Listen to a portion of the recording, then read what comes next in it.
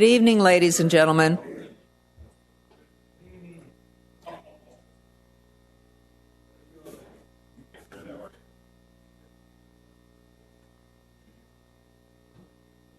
Good evening.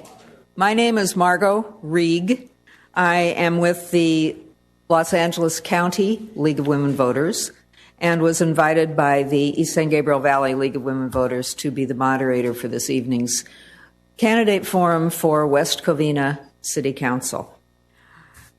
The League of Women Voters is a nonpartisan political organization whose purpose is to promote the informed and active participation of residents in their government. We put on candidate forums as part of our voter service activity so that people can listen to and question the candidates who are vying to represent them in their local government. Our city government is supposed to provide services to the residents and structure and planning for the effective operation and development of the city. Local elected councilpersons are just that, local, and should be accessible and responsive to the constituents who elect them. We're very happy to have all of you here in the audience tonight and those of you who are watching on cable. Before we begin our forum, I will read the rules of procedure that the candidates have all agreed to, and I will also introduce our League of Women Voters staff who are making this function. The staff, I will start with Caroline DeLamas, who is president of the the East San Gabriel Valley League, has organized this and is being the person who makes sure that everything happens. Rosie Fabian and Sally McMahon are passing out cards and pencils, so if you'd like to write a question, please raise your hand and they will bring you a card. If you have a question that you've written, please wave your little card and they'll come and pick it up from you. And we will be sorting the questions for clarity, for civility, for relevance to city government. And we have a timekeeper sitting here in front. She is going to be keeping track of the time, and at the warning, which is usually 30 seconds, she will ring the bell once, and when it's time to quit, she's going to ring the bell twice.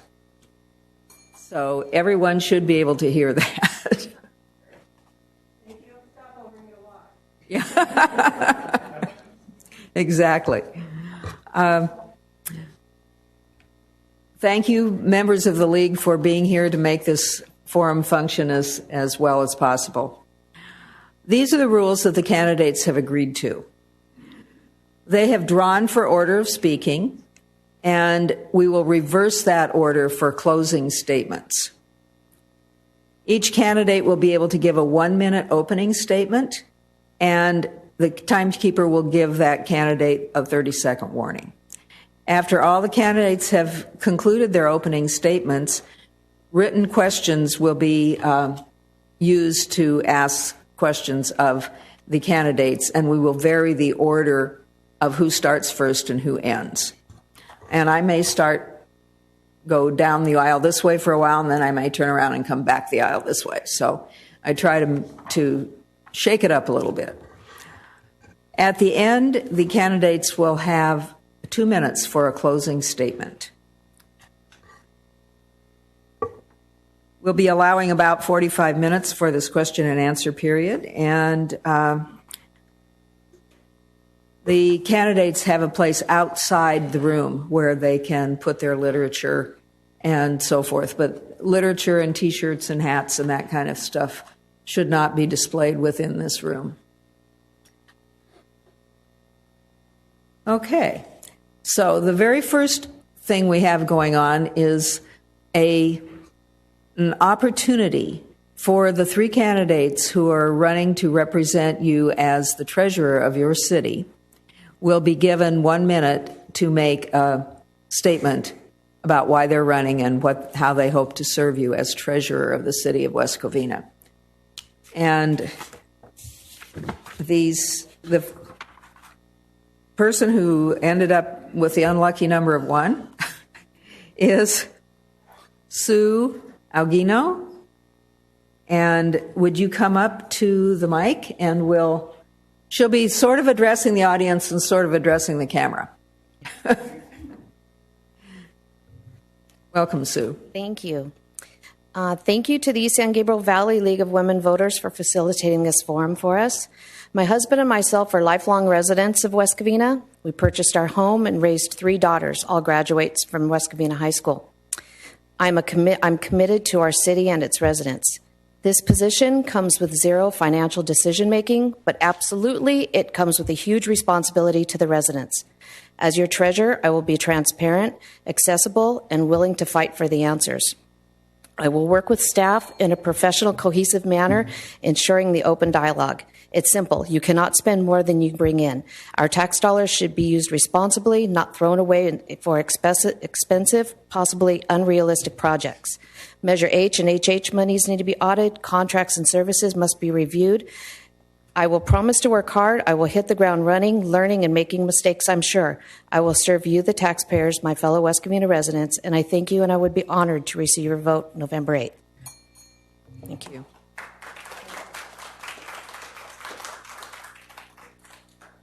The next candidate seeking the office of City Treasurer this evening is Marcia Solorio. Good evening. First off, I would like to thank the League of Women Voters for hosting this forum tonight.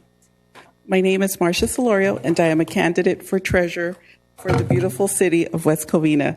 As a 20-plus year resident, audit manager, and chair of the city's audit committee, I am committed to help our city reach financial stability and transparency. In my career, I have worked as an accountant, as an auditor, specializing in agencies like local governments, which make me uniquely qualified to be your next city treasurer. West Covina needs a treasurer who is experienced and qualified.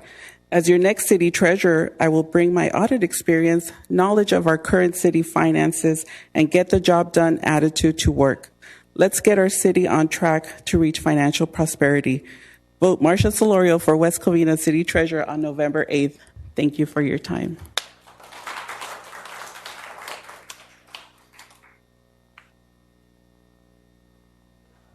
Our final treasurer candidate this evening, who is seeking your support, is Colleen Rosati. Thank you. Thank you. Good evening, everyone. I'm Colleen Rosati, the current elected city treasurer. Thank you for League of Women Voters for putting this on. I know all the candidates appreciate it. Oftentimes, we look at change being a good thing when it comes to changing the hairstyle, when it comes to maybe the car that we drive, or the color we paint our home. Your votes have voted for change over the past. And as many of you know, the change hasn't always been in our favor. As your elected city treasurer for more than a decade, I have seen 5 city managers come and go with that many interim managers. I've seen that many finance directors. Now is not the time to change city treasurers. You need a strong leader. You need someone with experience. You need someone who is going to fight for you, which I have for the last decade. I have been the only constant in this city for 10 years plus. So when you go to vote, I would consider humbly you voting for Colleen Rosati. Now is not the time to change. Let's stay strong. Bring this city around to fiscal prosperity, respect. Thank you. Thank you. Thank you.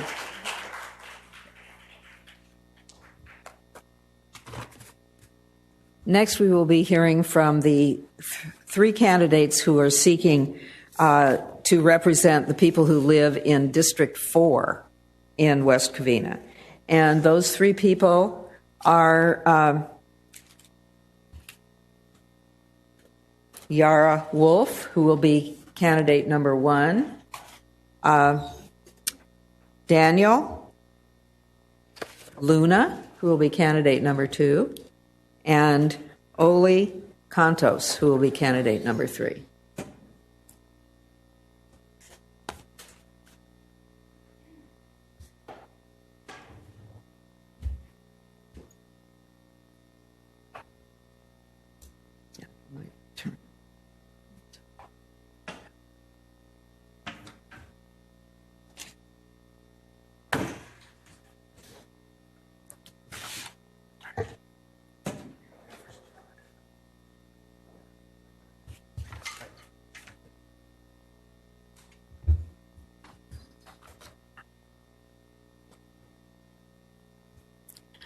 Welcome, candidates. We will begin with Ms. Wolf, and she has a prepared statement to open with. Good evening, everyone. It's a pleasure to be here. Good evening, everybody watching from home. A little bit about me, if you have visited my website or if I've come knocking at your door. I am from Zacatecas. I have lived in California pretty much all my life. I got my bachelor's of business in the city of Zacatecas and then came back to pursue my master's in finance. Here in California, first job out of college was in Denver, Colorado. I am not looking for a political career, have no personal interest that could be advanced as far as financial interests or anything like that. I'm just a resident that's looking to make a difference for the everyday issues that our city and our residents face. So hope I can have your support on Election Day, November 8th. Thank you. Next, we will hear from Daniel Luna. All right. Good evening, everyone. First of all, I would like to thank the East San Gabriel League of Women Voters and the city for organizing this. I would also like to thank the voters in advance for their attention to this election. It is an important one for the city as we have an opportunity to change course with better city leadership. I am so happy to be able to share why I am running to be your next city council member and answer any questions you may have. I've been a resident in this area for over 10 years and have been following our city government since 2014 when my wife and I bought our home here in West Covina. Since then, our family has grown where we now have 2 daughters enrolled in one of our West Covina public elementary schools and a son who just started preschool. I have personally experienced the recent policy discussions and decisions in our city over Measure WC, our fire department, BKK landfill, and our public health department. And I am running because I sincerely believe that with my experience, background, I can be an effective advocate for our community. I believe we have a great and thriving city that needs to get its finances and priorities in order, but that our best days are ahead. Thank you. Thank you. That's what more than 2 rings sounds like. Our third candidate this evening is Oli Cantos. Fellow residents, good evening. My name is Oli Cantos, and I am proud to run for City Council District 4. All of us here as residents care about our city. We want West Covina to be a place where we can be proud because this is where we live, work, and play. But beyond the general ideal, there is the need for each of us throughout the city to be engaged in the ongoing affairs of government. It also means that through our efforts together, we can build this city even better. I have had 18 years of federal government experience plus 32 years separately with nonprofit experience serving the community at the local, state, and national levels. And I am truly appreciative for this opportunity to have a discussion today because together, as we work to make the city better, we will indeed be successful. Thank you. The first question will begin with Mr. Luna, go to Mr. Cantos, and end with Ms. Wolf. West Covina has changed dramatically in the last 10 years. During that period, how have you been involved in making it a better place for residents? And 1 minute. All right. Well, I think since I first moved to West Covina, I attended a city council meeting and got to know our city government. But I think most recently I've been involved with this idea that our city had to create its own health department. And I stood up and responded to a call from a neighbor to actually circulate a petition against the city and tried to overturn that bad decision where it was to waste money. The city has wasted about $1 million if we include staff time. So I was happy that we were able to get a group of folks, and together, it was about maybe 10 dozen of us, we collected nearly 3,000 signatures. And we hope that those people are paying attention because we need to finish that job and undo that health department. Thank you. Thank you. Mr. Cantos. through the time that I have been here in West Covina, I have literally met with a number of different residents who have expressed a number of different concerns. And what I have been able to do is to take the experience, having been a native son of West Covina, and broaden it to serve people all across this country, including at the national level. That includes serving businesses, people of color, the LGBTQ plus community, people with disabilities, and others. And the way that has translated in terms of my direct involvement has involved literally not only listening to the things that have been of concern for our city, but also to put together a plan of moving forward in terms of how we are to engage with city residents, specifically with regard to individuals who have had expressed issues with regard to the delay. Thank you. Ms. Wolf.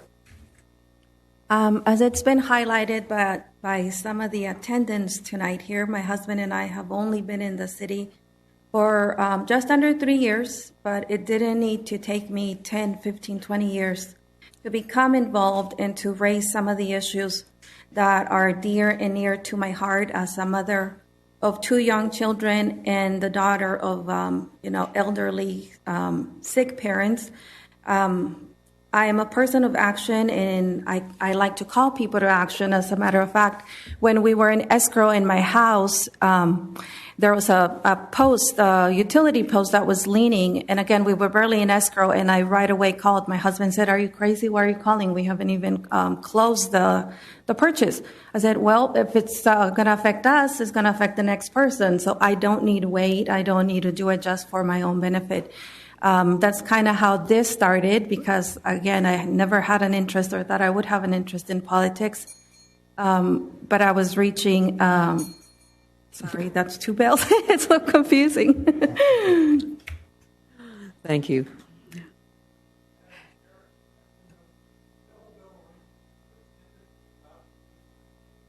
I would definitely think you can finish your sentence, but don't turn it into a paragraph.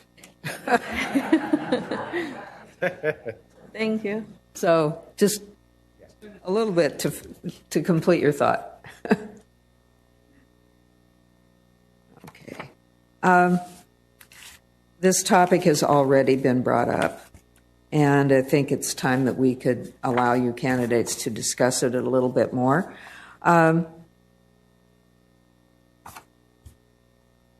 If I can, there are 2 versions of this. Okay. What do you think about the city's proposal to develop its own health department? Is it financially feasible, and is it necessary? And we'll begin with Mr. Cantos, go to Ms. Wolf, and end with Mr. Luna. Thank you so much. The health department is a mistake. We cannot continue to move in this direction. There was no needs assessment that was properly performed. We have already spent more than $600,000 on this concept. There has been no evidence of the county doing a bad job with its responsibilities. And when looking at long-term costs, moving forward with this health department will be a drain on our city budget, and it will also move forward without even being representative of any specific needs being met by the city that the county doesn't already meet. It needs to be stopped. And if I'm elected to city council, I will move that we change direction and we stop this madness of moving forward with the West Covina Health Department. Thank you. Ms. Wolf.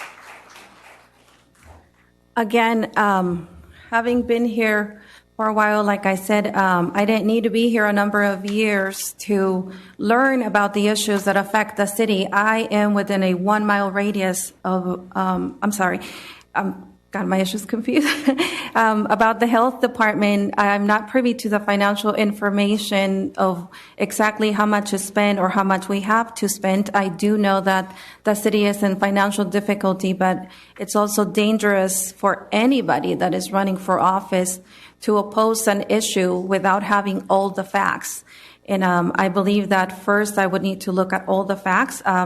Independence, as far as having a public health department, I would say is always a good thing. It would mean we get to choose whether we wear masks or not. We get to choose a number of issues, restaurant inspections, issues that affect the school district.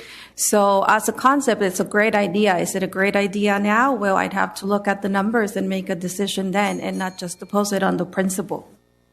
Thank you. Mr. Luna.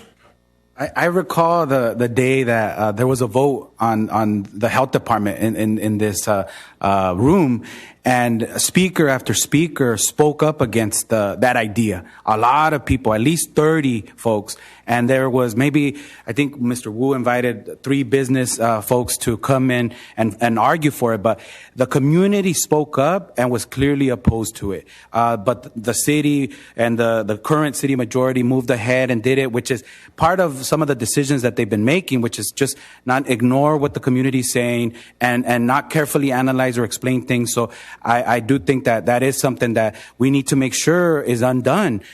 There is no way that we would get money from the county, so we would end up paying twice possibly, because we already pay through our property tax through what the county provides, and there's only 3 cities in the state that have their own health departments, and they've had them since their founding. So I think West Covina can step back and deal with what we have to deal, which is in the community. Thanks. Thank you.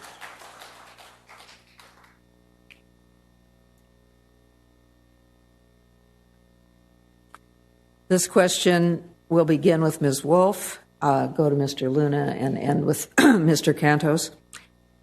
In 2019, council members gave our police department and fire department raises of 12% plus a cost of living of 3% when our city's finances were in deep trouble. We're 9th from most at risk of bankruptcy. Would you have supported such a raise? If so, why? If not, why? I absolutely would have supported such raise. Again, I am aware that the city is in a financial difficult spot right now, but we got to put our mouth where our money is, or the money where the mouth is, I'm sorry. And if we're going to sit here and say that we support our public safety, that we support our police department and our paramedics, we have to afford them a decent wage, a competitive wage, and compensate them accordingly, because they are literally out there putting their lives on the line for us. So we cannot say I support public safety and then turn down a decent wage and a competitive wage for our public safety. I think that's very hypocritical. Thank you. Mr. Luna. So I would say at this point that I wouldn't feel comfortable saying that I would have supported that wage increase without knowing what the whole package would have been in that collective bargaining agreement. Because from what I recall, and in reading some of the notes, it was contingent on the city getting more funding and so forth. And then it was around this time too that we were I think the union of police and firefighters were circulating a Measure WC to increase the sales tax. So it seemed to be in conjunction with that. And I don't know if we had the funds, and without knowing if there was other things that needed to be tweaked to make sure that compensation package was the proper thing to do, I can't say that I would have supported it. Thank you. Mr. Cantos. I think that what is important here is for us to recognize that our obligations as a city go beyond just law enforcement. Our law enforcement community are critical. They are the reasons why we are safe, which is why we need to push for additional funding and support to have more officers on the street. That having been said, we also need to look at the current budget, and I would have asked that there be an appropriate assessment to see about the extent to which we look at our pension obligations associated with additional costs, because we have to look not just within the current fiscal year, but what are our long-term pension obligations and other benefits obligations that would be associated. And then after doing the appropriate analysis and working with different stakeholders, then to decide. So that's what the approach has to be. It it can't be simply a knee-jerk reaction. We need to engage in appropriate analysis and support. And in doing that, just like we would do with other issues, that is the way to manage the city in a fiscally sound way.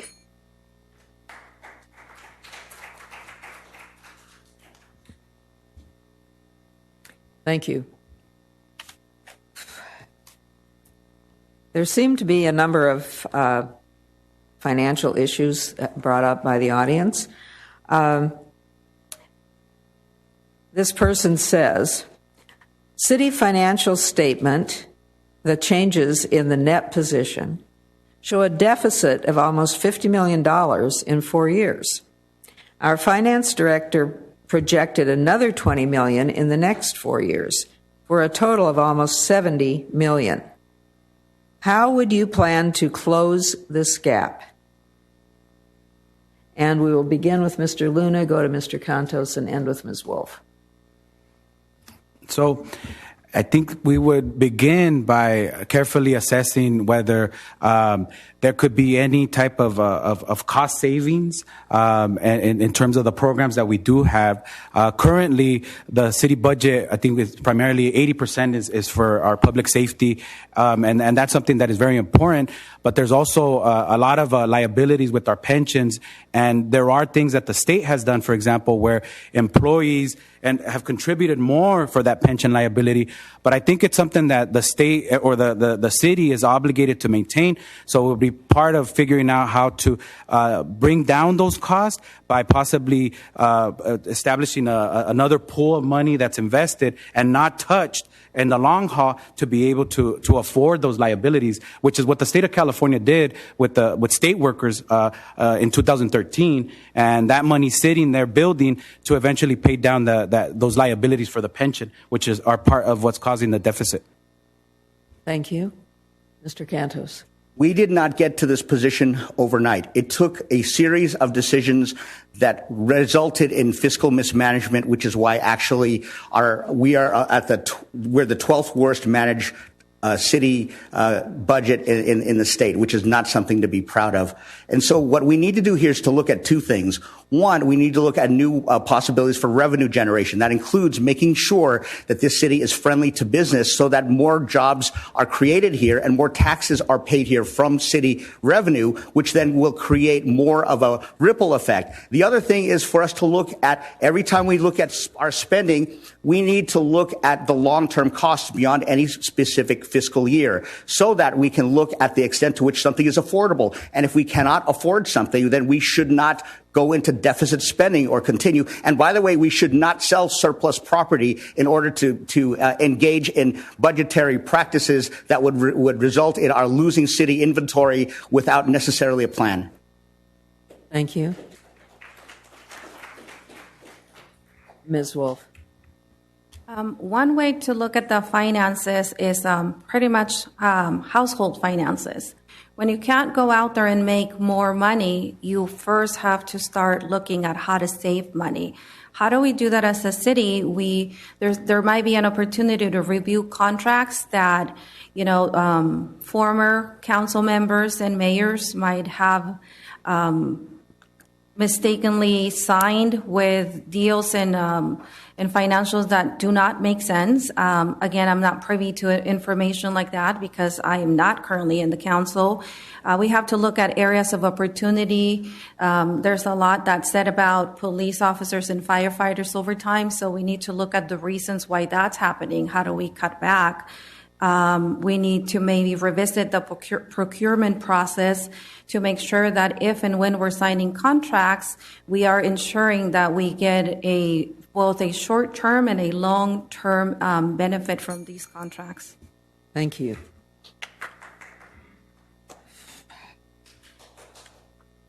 Okay.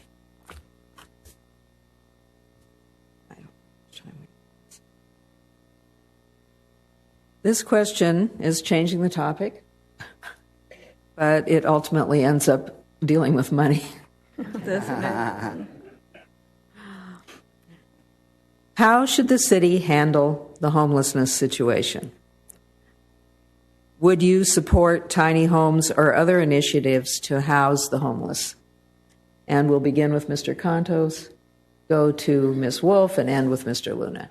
When it comes to the homeless issue, it requires a multifaceted approach that includes supporting entities like LA CADA with its efforts to get people off the street to provide the type of social services so as to make the issue of addressing homelessness more of a permanent solution rather than just trying to ship people out and then they come back. The other thing that's important too is for us to have people who are homeless have an opportunity to work, because there is really something important here with regard to the dignity of work and getting people who are part of the homeless community to be a part of our solution. For example, getting them to help clean up our graffiti is an example of what we can do there. But the thing is that when we look at our homelessness issue, it's important for us to recognize the importance to businesses as well. If we have people who are homeless who are loitering and businesses don't feel, and customers at businesses wouldn't feel safe going there, they will go elsewhere. They'll leave the city and they'll go somewhere else. So that's why we need to have the kind of approach that involves business, nonprofit, and governmental organizations. Thank you. Ms. Wolf. The homeless is an issue, obviously, that affects the entirety of California, and it's super important that we have both an empathetic and a pragmatic approach to it. With inflation and everything that's happening, it could be any of us any of these days, and we would want to have programs available to us. There's a stigma, of course, that all homeless are drug addicts or all homeless have mental health issues, and that's not really the case. So we have to figure out ways that we are helping people, we are evaluating what the situation is and what the need is, depending on where these homeless are, where they're congregating, where we need to move them.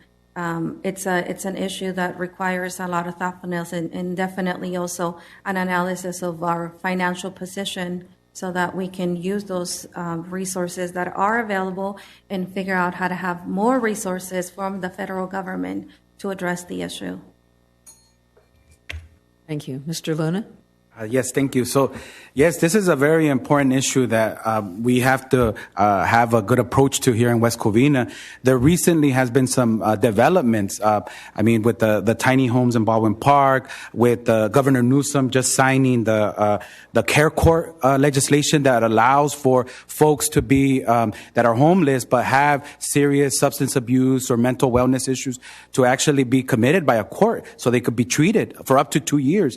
I think that's an important aspect that needs to be taken into account, because right now a lot of our law enforcement and other people that deal with the homeless, their hands are tied because they can't remove them unless there's housing in the community as well. And then other folks that do have these serious issues don't get the treatment. And so there is some movement with that to provide some interim housing, but also programs where we could collaborate with the state and the county, which is something that this previous city council is not really doing that much. They want to take this posture of fighting instead of collaborating. Thank you.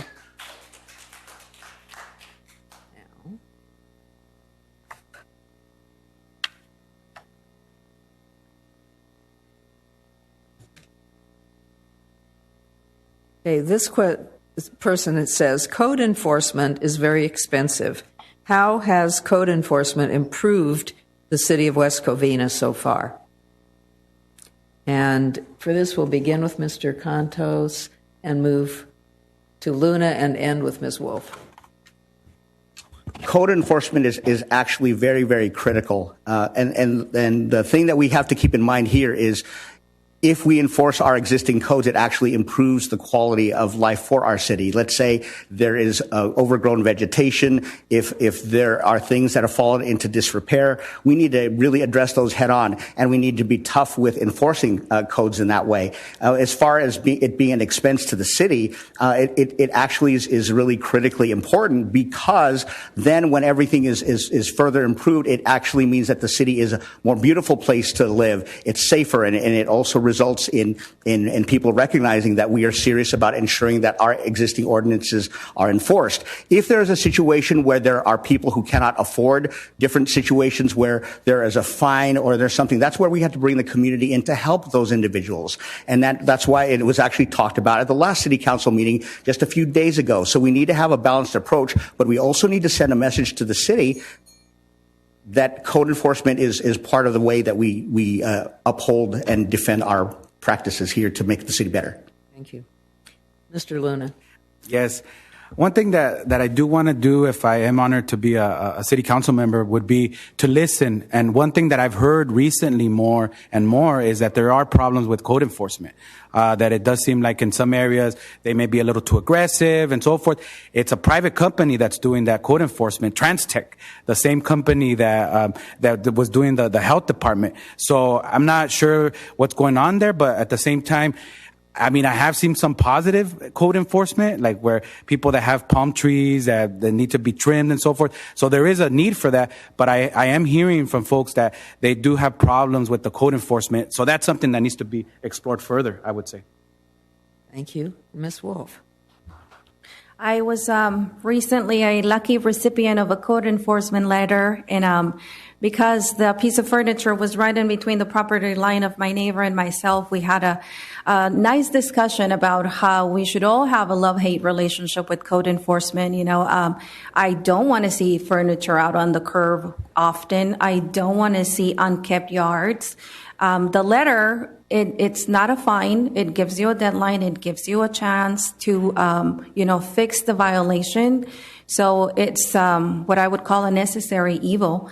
At the last council meeting, they said, some people face hardships or physical limitations to do what needs to be done. And in that case, my suggestion would be, instead of posting something on the website, put it on the letter, at the bottom of the letter, and say, if you are unable to comply due to physical limitations or financial hardships, we have X and Y program.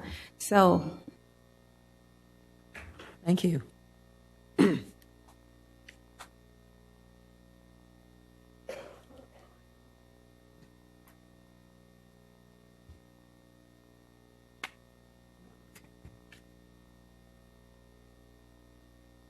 This is a change of direction again. This person asks, what are your thoughts surrounding gun violence prevention and gun safety within the community? And we'll begin with Mr. Luna, go to Ms. Wolf, and end with Mr. Cantos. So my thoughts of within the community is that it's a legitimate concern that some folks have about it, just in general what's going on in the country, in the United States, with what recently happened at the school in Texas and so forth, and it's something that I think in city government is nothing that we would really have any jurisdiction over, but I do think that it is a concern that some people have. I have friends that are gun owners that have like 10 guns and they like them, but they're responsible with them. But there's also a lot of guns out there that are not legal, and there's a lot of manufactured guns as well. So it is an issue that I'm sure our law enforcement is aware of and struggles with. But I'm not sure if it's that big of an issue here in West Covina necessarily. But it is something that we should learn more about. Thank you, Ms. Wolf. Yeah, again, as a mother of 2 young children and giving everything that we've seen in, I would say, the past decade, how bad school shootings, just public shootings in general have gotten, there definitely needs to be education. But for me, you got to get to the root of the problem. The gun itself is not evil. It's the thought process in a person's head that makes that gun evil.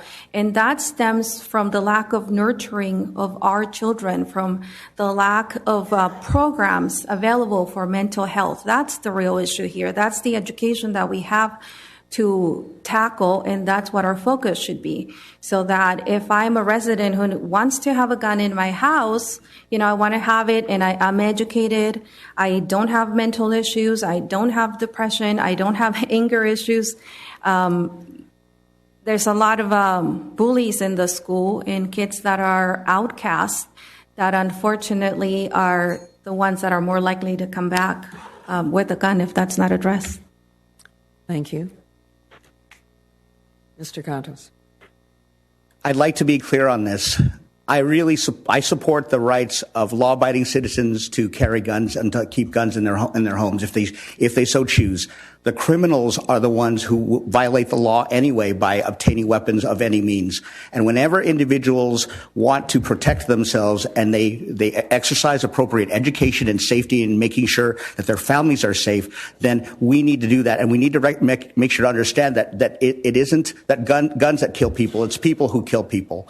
And when it comes to the schools, we also need to recognize here that the need to educate people about gun safety and so forth. But taking the guns out of the hands of law-abiding citizens or somehow restricting that when they are following the law, while criminals concurrently don't follow the law and would have weapons anyway, is just bad policy in my view.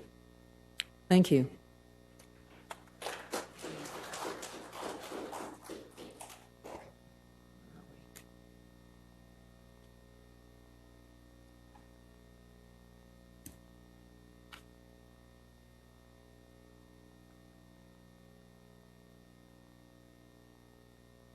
Okay. The City Council voted no confidence in our County District Attorney, George Gascon. Where do you stand on this position? We'll begin with Ms. Wolf.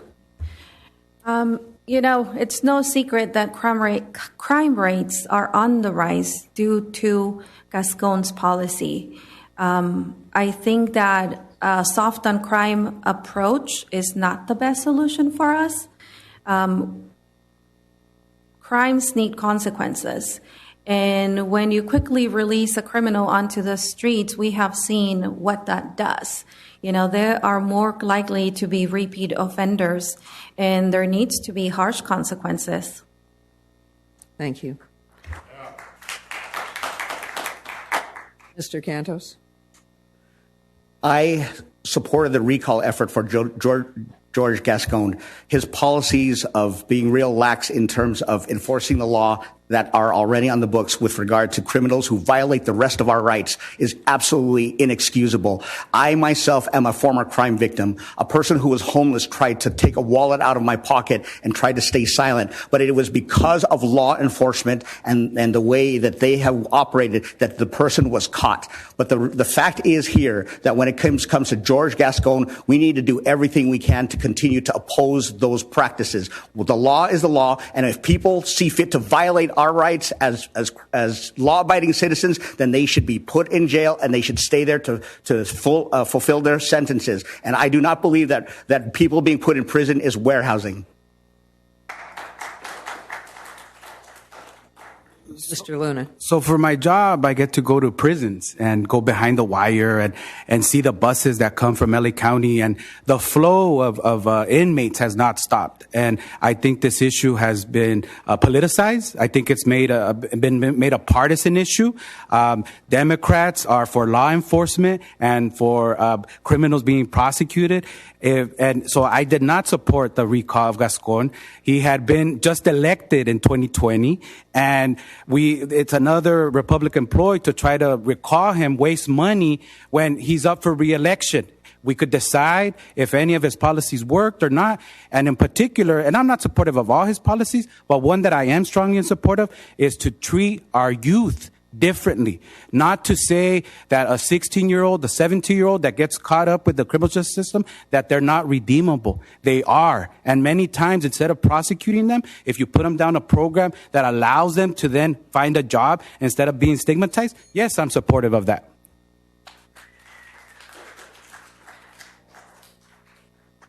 Thank you.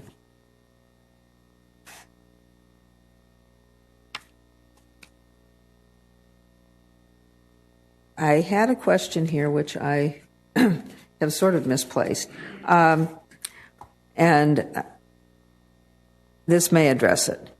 What would you want to see happen at the BKK site? How would you like to see it utilized? And we'll begin with Mr. Luna, go to Ms. Wolf, and end with Mr. Cantos. So that is an issue that I've outlined in my website and in my materials, because I do think that BKK landfill site is something that's been an issue for a long time. And from what I gather from the experts and the studies is that there still needs to a lot of abatement, and that assessment of where the contamination has gone still needs to be done. For sure, it's not a prime site for a hotel development. If there are some ideas out there, the companies that previously contaminated that site have had to pay money back. So let's do more abatement and come up with a plan that allows for that land to still be fully fixed and addressed. But also, I mean, some ideas that are out there, like a solar farm, a park, other things that we as a community should decide what to do up there. Not investors or people that, business folks that want to do something but don't even think about the consequences for the community. Thank you. Ms. Wolf?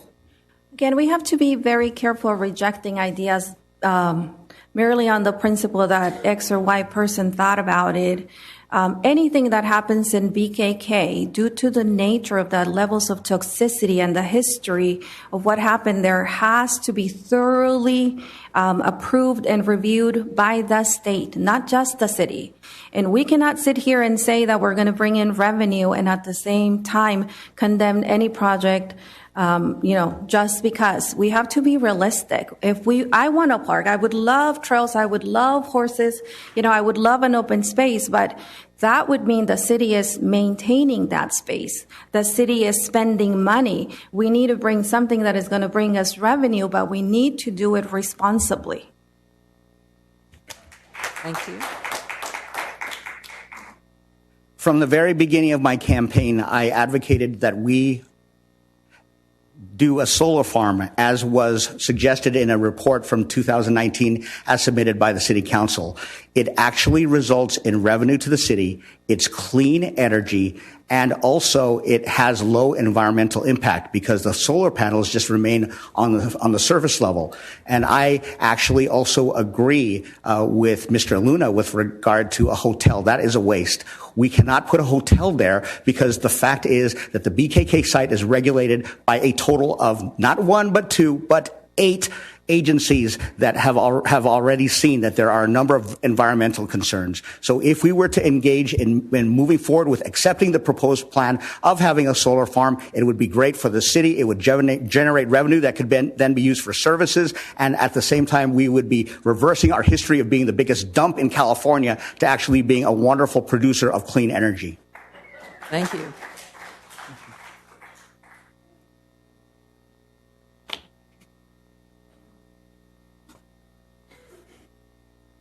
And this person asks, what role do you see for residents who wish to be involved in city government?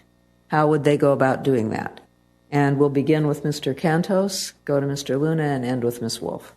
Thank you so much for this question. We need to revitalize our commission infrastructure. We need to involve citizens from the grassroots level from the very beginning instead of just having an opportunity during oral comment, during city council meetings, and so forth. And the way that we do that is by looking at the different priorities of the city and looking at the talents and abilities and insight of people throughout the city. There are more than 105,000 people throughout the city, and they're all passionate about different things. Youth, senior citizens, the environment, the criminal justice system, we could go on and on. So by having a robust commission infrastructure where people can be involved, can discuss ideas, can then make recommendations to the city council that are based on grassroots efforts, that's a way that we can optimize transparency and at the same time being able to make sure that citizens ourselves, fellow residents, are involved with the decision-making process from beginning to end.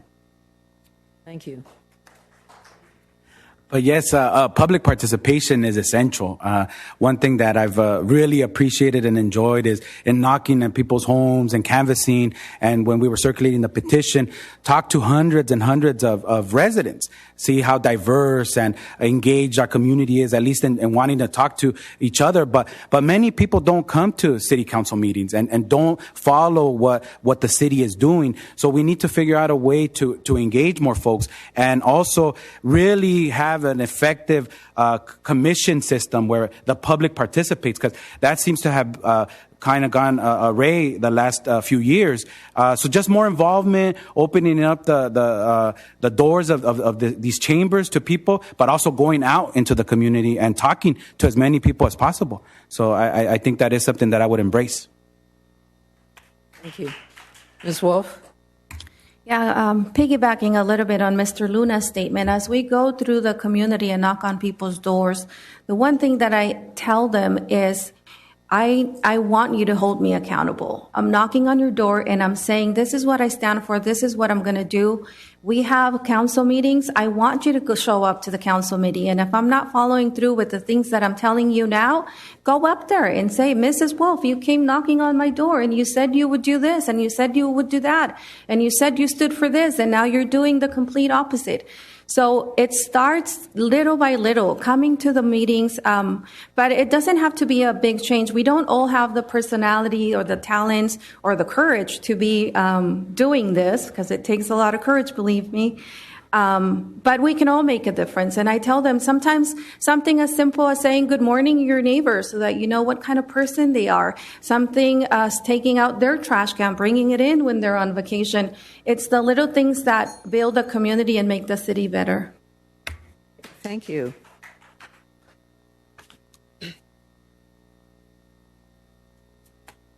I think we have gotten to the point at which we are ready for closing statements.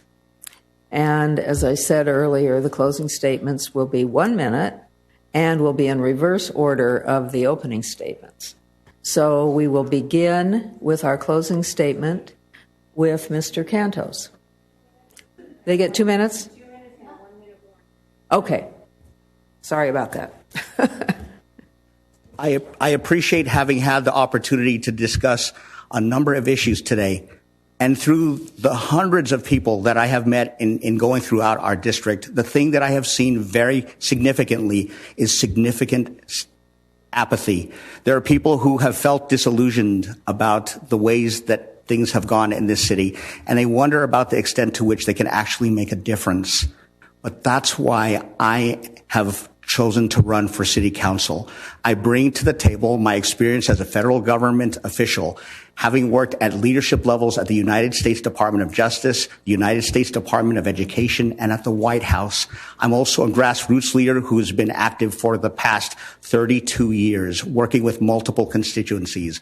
My approach, if elected to city council, is to continue to be engaging with people and to be accessible. And that literally means visiting with people wherever they are, at their houses, at coffee shops, here at city council meeting, wherever we need to be.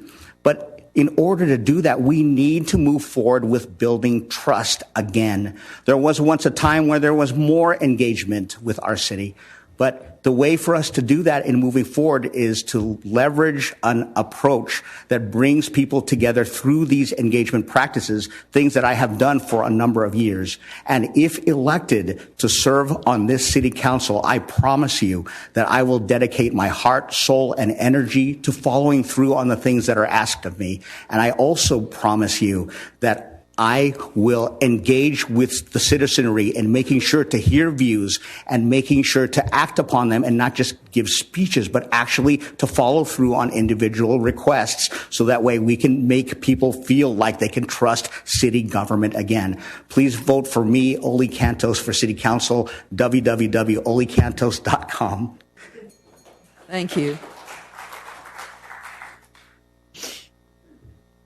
Now we'll hear from Daniel Luna. Thank you. I really appreciate everyone's time. Thank you to my wife and kids. They couldn't be here. They were soccer practice and one was in tutoring. I love you. Thank you to all those that are supporting me and spreading the word about my candidacy. I appreciate you. And as I sit here, I don't question the goodwill of my opponents or plans that they have outlined. But I do believe that I am the most appropriate person for this position at this time. Both of my opponents are connected with folks that have already been in our city government. Mr. Oli, his treasurer is Mr. Herford. He previously was in the city council. Or Ms. Wolf, who is currently being supported by folks that are in the city council, Mr. Wu, Ms. Diaz. And I would submit that electing either one of them would likely mainly result with policies and approaches that this city has already tried. I have the greatest exposure to our city politics than any of them, and I believe that my experience with workers, with the state of California, will benefit this city greatly in ensuring that our city attracts good paying jobs and that our city continues to thrive well into the future. So thank you. Thank you. And finally, we will hear from Yara Wolf. Ironically enough, I'm going to address the residents, not as a candidate, but as a fellow resident. And I'm going to ask you to do things that I would do. So when you are looking into each of your options, ask yourself the following questions. What's in it for this candidate? Are they trying to improve their political career? Are they trying to make connections? Are they trying to make some money? How much time do they have to commit to the role? And what are their honest intentions? How can I trust this person? It's very hard to trust a person when you know little or nothing about the person other than what's out there in printed material. And I invite you to read between the lines. You're going to be getting a lot of mail from us. We're all going to promise you the moon, the sun, and the stars, but not all of us will be able to deliver it. And also, do your research. When any of us gets attacked, when you read things or when somebody else is trying to do guilt by association, they're counting on your ignorance as a resident. So show them that we're not ignorant, that we know what we're doing and we know who's the best choice, not because they tell us that they are, but because we've done our due diligence. Thank you.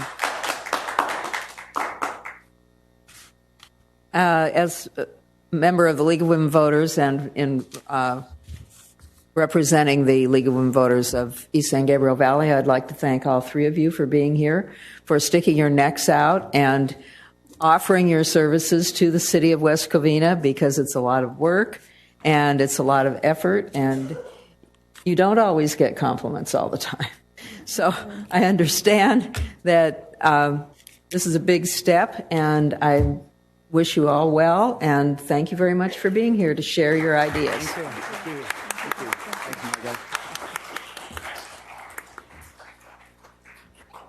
you. Thank you, Likewise. Your phone. We got it. Thank you.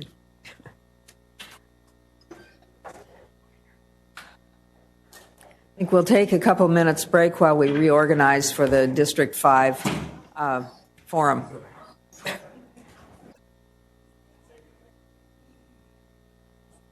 Good evening. I think we're ready to reconvene.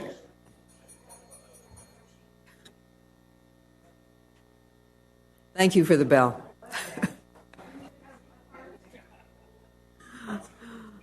Good evening. The League of Women Voters of East San Gabriel Valley is happy to host this second round of candidate forum for West Covina City Council. And in this segment, we will be listening to candidates who are running to represent District 5 in the city of West Covina. The candidates have drawn for order of speaking, and they are seated in that order with Mr. Reyes representing number 1 and Mr. Wu representing number 4.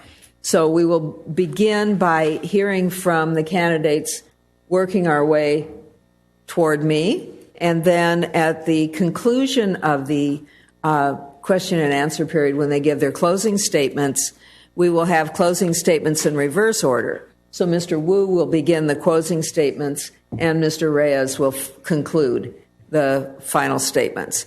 In between, I will sort of juggle the responses so that not one person is always answering first or last, and so that you aren't always immediately after the same person.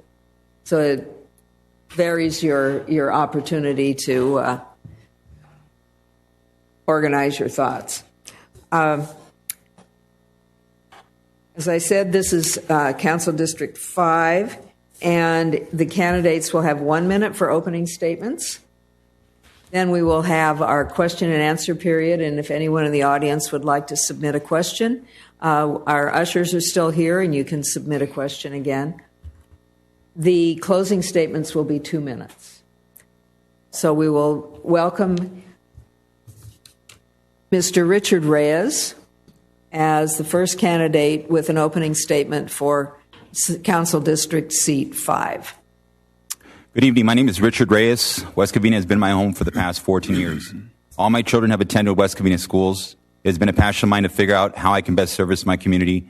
When the idea of running for city council was presented to me, I saw it as a great opportunity and a positive impact. It's been over the last 6 or 7 years that I've seen changes in the way the city has been ran.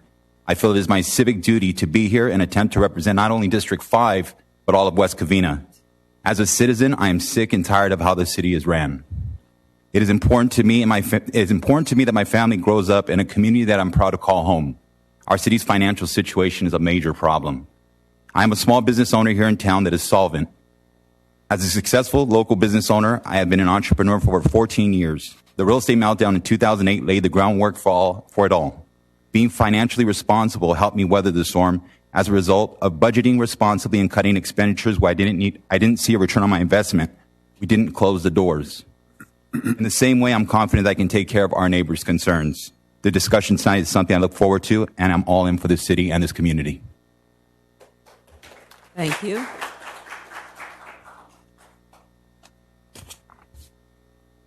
Next, we will hear from Sotude Rambaud.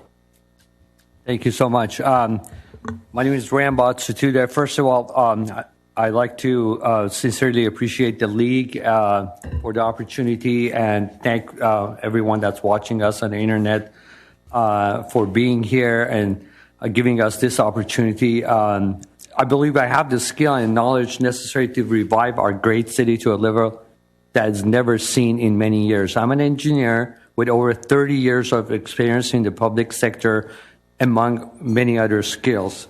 I would like to share with you the core reason why I want to be the next council member. The next 4 to 8 years are very unique. Almost like when our city was formed. We will be shaping West Covina of 30, 40, 50 years from now by bringing in next generation of employees, building infrastructure for the future. We have the unique opportunity to shape the workforce of the future. I will work with other members and the city manager on a variety of programs to meet the future staffing needs, including the development of a long-term staffing plan with significant revision to an apprenticeship program, development of an internship program. Sir, it was 1 minute. Okay, thank you so much. I apologize. Thank you for the opportunity. Please go ahead. Next, we will have an opening statement from Frederick Sykes. Good evening. I'm Frederick Sykes, and thank you to all of you in the audience and the Women's League of Voters for putting this on. I grew up in a very tough neighborhood, South Central LA, and I owe everything to my parents. I'm one of 7 children, and fortunately for me, my parents were religious and tougher than the gangs where I lived. I moved to West Covina in 1978, and at that time I was a deputy sheriff working at East LA Sheriff Station. And I did that for 33 years, worked for Los Angeles County Sheriff's Department. And I came to City Hall in 2006 because I discovered that we were about to lose half of Shadow Park. And I knew something was greatly wrong. And now I've been here since that time, fighting and struggling for our city. Thank you. Thank you. And finally, we will hear from Tony Wu. Okay, good evening. Okay, my name is Tony Wu, current city councilman and 2020 mayor. In 2018, when I got elected office, District 5, and that time the city in trouble based on that time previous city manager talking about our city in the financial disarray. We are in the time, going to the bankruptcy and the union, police and fire suing each other.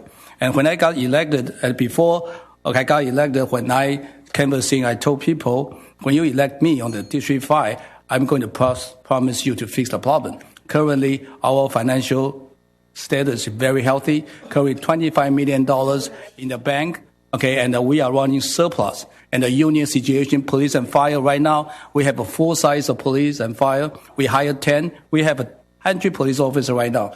Our union relationship is good. The city is all the people united. We want to unite people, not separate people. Our policy is to make sure it's a proud city for the future. Thank you so much.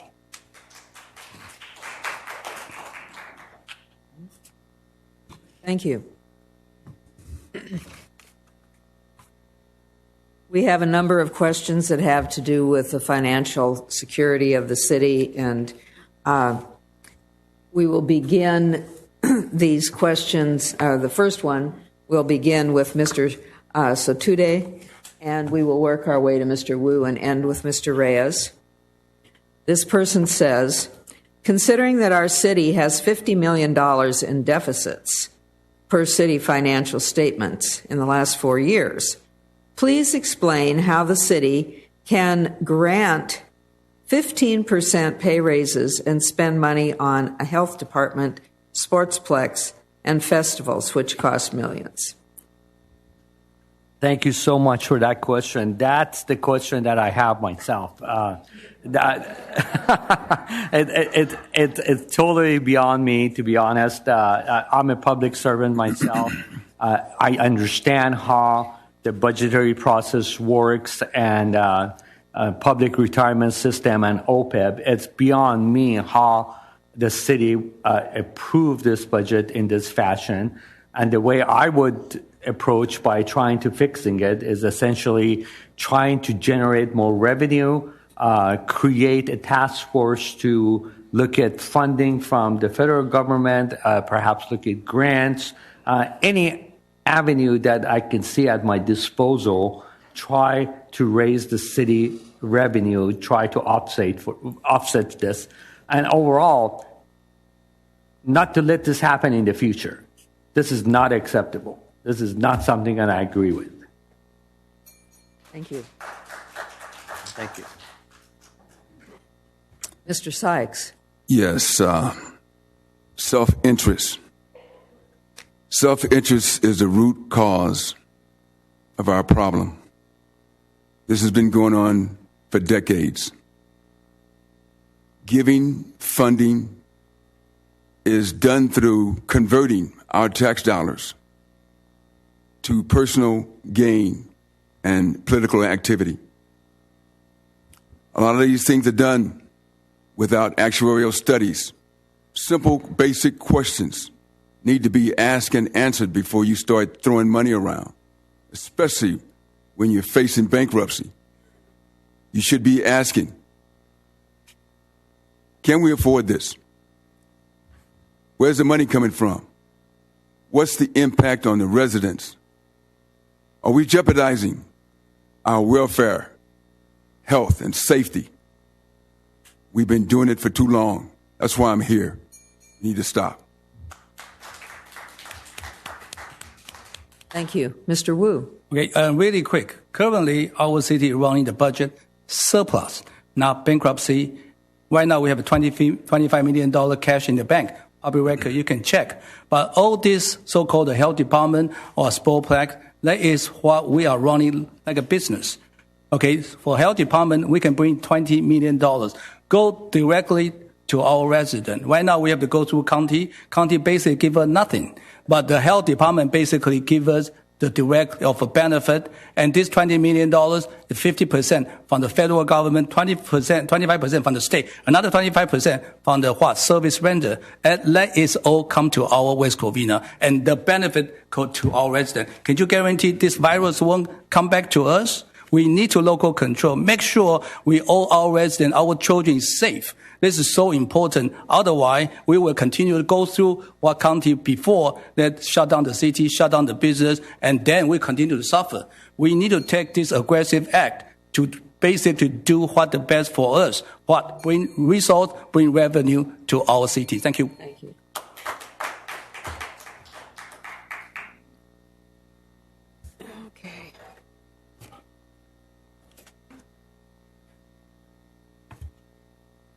Okay.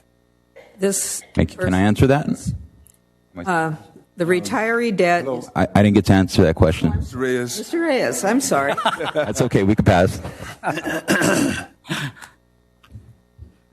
So in my opinion, trust cannot exist without transparency. We talk about surpluses and 20 million this and 50 million that. At the end of the day, if we can't see it, us as citizens and taxpayers, it's all smoke and mirrors at the end of the day. Again, I run a small business here in town that is solvent. I have been a successful business owner for 14 years. I built my business in this district since 2008. I don't see it any different. I can bring my leadership here and represent the taxpayers and citizens the right way. Thank you. Okay, now where am I? This person is concerned about the pension debt. The retiree debt is huge, in the hundreds of millions of dollars. How can we adjust the city's finances to pare back the rate of increase in this retiree debt? And we will begin with Mr. Sykes, go to Mr. Wu, down to Mr. Reyes, and end with Mr. Sotude. The 3 at 50 plan is at the spearhead of what's been taking away our services and destroying our financial situation in our city. When I was involved in 2012 in looking at the finances, we came up with a 2-tier retirement plan where we changed it from being able to retire at 50 to extending it to 57. And we're going to have to keep doing this kind of research and studying how do we redefine, how do we remodel this West Covina public safety system. It may have to be very bold and daring. Most of us want to keep West Covina patches, but it's very costly, and we're going to have to figure out how to eliminate the politics that control how much overtime. Thank you. Thank you. Mr. Wu. Okay, thank you. Okay, public safety is not cheap. Okay, we need police, we need fire to protect us. So it's a price. So how much we pay? Don't forget, other cities compete with us. We need to hire. If we don't have the same equal pay, they won't stay with us. We did treat our brother and sister in public safety fairness. Okay, 2020, when I was a mayor, we right away did the pension refinance. It's 7 or 8% that time. If we didn't do the refinance that time, now we're going to 10% due to current rate hike. We're down to 25 years fixed rate to 3.7%. Think about that. We're saving basically $5 million a year of our pension interest we pay out. Currently, we only pay much less, $5 million less. So we can use those money to do what? To hire more police or give them equal pay. Don't forget, we cannot shortchange people. You need to pay people with fairness. You're running a business, you're running a city. You don't shortchange your staff because they're going to leave you. Okay, we need to treat people with fairness. Currently, our brother and sister in the union are very happy with us. Thank you. Okay. Mr. Reyes.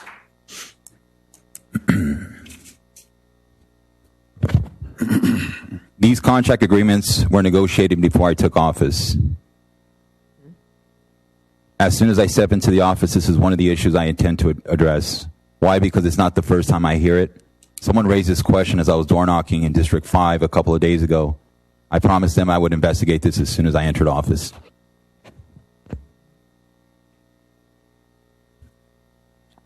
For clarification, how long do we have to answer the question? 1 minute. 1 minute. Okay, thank you. I just wanted to make sure. Thank you so much for that question. Actually, that's an excellent question. As I mentioned earlier, I have 30 years experience in this arena, specifically has to do with the public employment retirement system, OPEB, and the negotiation involved in this type of contracts. Just to be clear and not to blame anyone, I want to make sure everyone understands, all the residents understand, this is not something that happened overnight. This has happened over past many, many years before. So we can't say it was this administration, the previous administration, or this has happened over many, many years. Long story short, I have the experience how to negotiate. I've done it many times, and I believe I have a very clear and concise plan to attack this and save the taxpayers the money they need. Thank you so much. Okay, thank you.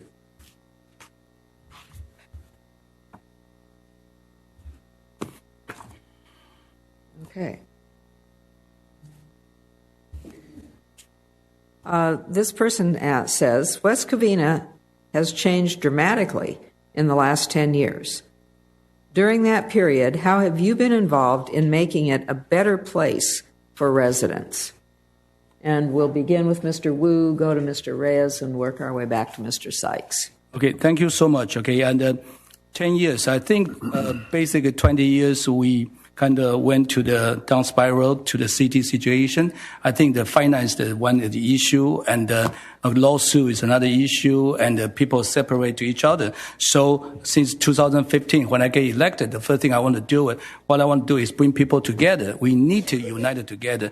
52% Latino population, 30-some% of Asian population, and then we have a 4.5% Black American population. Then we have about 10% Caucasian population. We need to unite them together.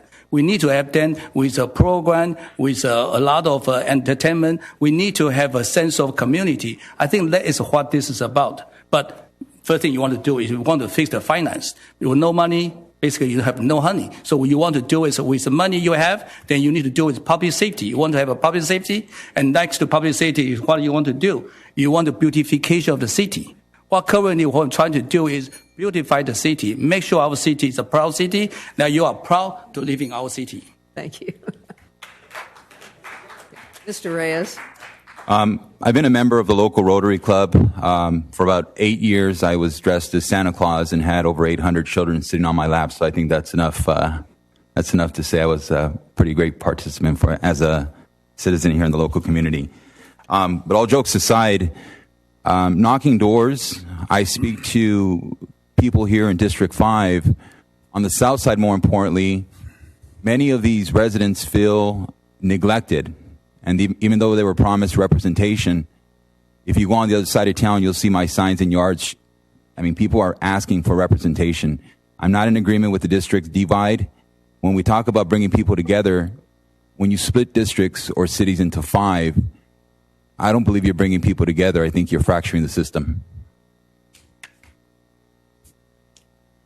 Okay, thank you. Mr. Sotude. Thank you so much for the question. As I mentioned earlier, I've been here for 22 years. I did not knock on the doors just for the election past few weeks or try to get votes or get people's opinion. I've been involved in my community for many, many years. In fact, I have invested my personal funds into the city and property by paying, obviously, property tax. And I have talked to many business owners to entice them to start businesses in our, bring them into our city, to invest in our city, to generate revenue. And I'm constantly doing that. I'm not going to stop. This is my city, and I'm not going away. I love West Covina. Thank you so much. Thank you. Okay, Mr. Sykes. Thank you. As a part of law enforcement family, for 2 years I worked for the City of Compton as a community service officer. And for 33 years, I served as a deputy sheriff for LA County. And I look at my 4 years of being on the West Covina City Council as being just as important about the idea of trust. I have delivered all my life for community service. Member of the Lions Club.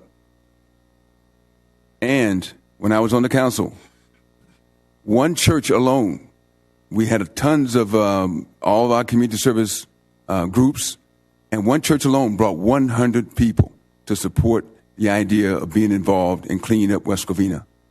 This is what we need to do again. We have to work together to save our city. And we have a lot of people, as mentioned, South Side. We need everybody to remember, you live here, pay. Spend your money here. Thank you. Thank you.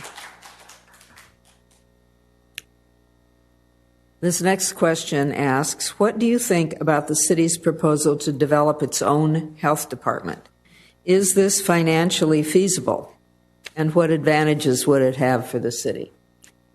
For this, we will begin with Mr. Sykes. We will go to Mr. Sotude, Mr. Reyes, and end with Mr. Wu. I circulated a petition because I was greatly disturbed by the fact that we are somewhere around 300 million where the taxpayers owe. We are so poor that we don't own our own streets. We're leasing the streets back for 25 years because of the deficit spending and the deep debt idea that we get from this council. The health department, you look at Beverly Hills, just use your common sense. Look at Beverly Hills. They're working on their public safety. They're not trying to do a health department, and they have the money to do it. We don't. We're near bankruptcy. Why would we do such an insane thing when you call the police? They have a tough time getting there. You look at my website, go to fredericksykes.com. There are 2 incidents. One where female neighbors of mine and my wife experienced it, and where I experienced it. Public safety over the health department. Thank you. Mr. Sotude. Thank you so much for the question again.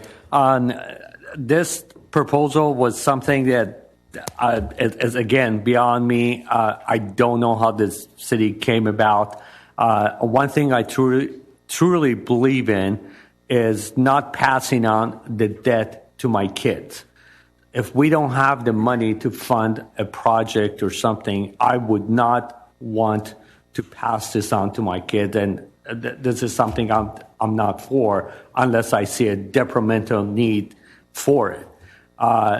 My suggestion would be we really need to study. The current council members are suggesting that there's been a study done. I'd like to see it without really looking at things in depth. I'm against it as it stands, and I believe there needs to be an overhaul.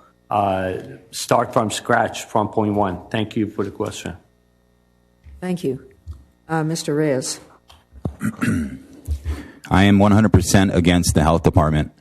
The city of Pasadena is having a hard time adequately funding their health department. We don't have the money. I think it's the biggest Hail Mary ever thrown by the current administration, and I think that health department needs to be abolished, like right now. Thank you. Thank you. Thank you. And Mr. Wu. Yep. Thank you. Okay. Really quick. Okay. And when Mr. Sykes talking about Beverly Hills, Beverly Hills have been talking to our city manager almost every month. Okay. And Torrance talking to us all the time. Santa Monica, all the city, they all want their health department. Why? Because it's proven, okay, our county health department is too big. They cannot give the resource to us.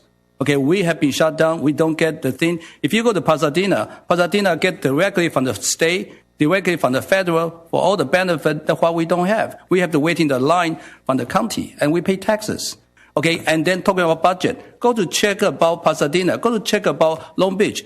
It's budget neutral. Everything from the federal and state, and then the service render. That's why we bring in $20 million cash into our resident. We need to prepare this. You don't know when will be the next wave to attack us. We need to make sure we have a medical doctor checking our school, checking our senior center, checking our senior company. Make sure the virus won't destroy us. It's important to us. Thank you. Okay.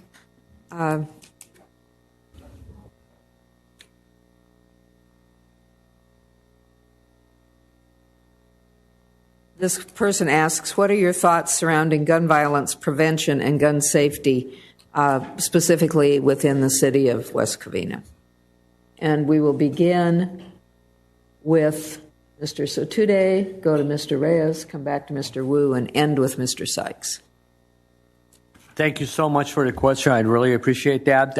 In fact, I had a lengthy conversation with Police Chief Bells in regards to the new Supreme Court ruling, and he had some great ideas in regards to tackling the permit associated with that, and I'm in line with his ideas in terms of how to pursue. With the same token, that is mandated by the Supreme Court. I do believe people should protect themselves if need be, but at the same time, we need to make sure it's done in an appropriate way, as the police chief indicated. There has to be a background check. There has to be checks and balances in place where we make sure the gun doesn't fall into the wrong hand. And at the same time, people can protect themselves. There has to be a balance. Thank you very much for the question. Thank you. Mr. Reyes. Gun control at a local level, we have no jurisdiction over applying gun control laws. What we can do is have more police presence to maintain a higher level of safety in our community. I am a strong supporter for sensible gun ownership by law-abiding citizens. However, if you break the law, you should lose that right. Thank you. Thank you. Mr. Wu. Okay, so the Supreme Court already passed, okay, the Second Amendment, okay, meaning that we have a right to carry. So meaning what? In 2017, West Covina City Council already approved CCW to our resident, but have been transferred to the county. Now, county sheriff basically this year kind of bouncing back to our police department have to issue the permit. So the thing is this. It's education. It's education. It's education. Training. We want to train. We must train the people who want to carry. We want to make sure our police department in the future, we have the resource and we have a facility to train people how to shoot, how to clean gun, how to protect themselves. Because just like you driving a car, the driving license to make sure you're driving safely. Your own gun, you need to get trained to know how to keep the gun safe away from children and how to clean gun and how to make sure the gun doesn't kill. The person kill people, but the gun is what with us. Supreme Court already said that we need to protect ourselves and we need to do training for that. Thank you. Thank you. And Mr. Sykes. Working as a deputy sheriff in East LA, South Central, and so forth, I saw a lot of death because of gun. So with that having been said, for you to protect your home, I believe in that. But when I look back on what I saw, it's an epidemic. It's an epidemic, gun violence. And I think one day we'll rethink how we do things with guns. And I hope it's sooner than later, because watching those children in Texas die the way they did, that is so unnecessary. If we just use our brain, we should be able to figure out how to prevent that. And more guns all over the place is not the solution. It's an epidemic, folks. We can do better. Thank you. Thank you.